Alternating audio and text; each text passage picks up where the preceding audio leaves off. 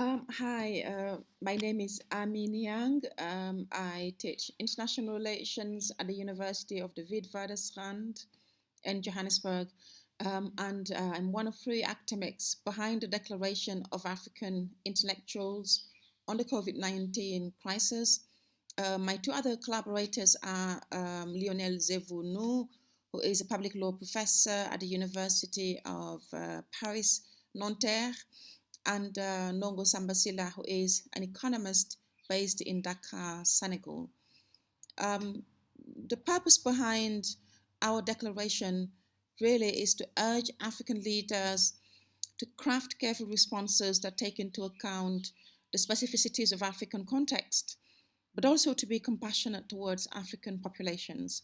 Um, as we have seen, some of the responses have been particularly unsorted and have led to more harm to livelihoods than they have saved lives in some places.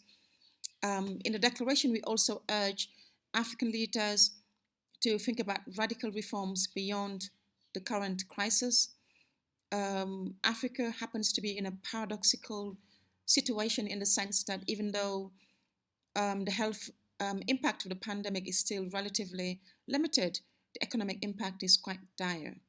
In fact, we are told by the IMF that we have entered a historic recession and that we may be heading to years of economic struggle and austerity.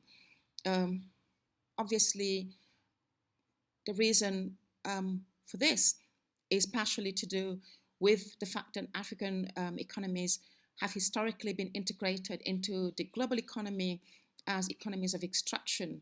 And in this sense, the pandemic lays bare, but it also magnifies what we already know about the African condition and the nature of the international order. Um, but the real question for us is what kind of continent do we want to be in once all of this is over? Do we want to go back to business as usual? Well, we think we shouldn't. We think there needs to be structural reforms in socioeconomic governance.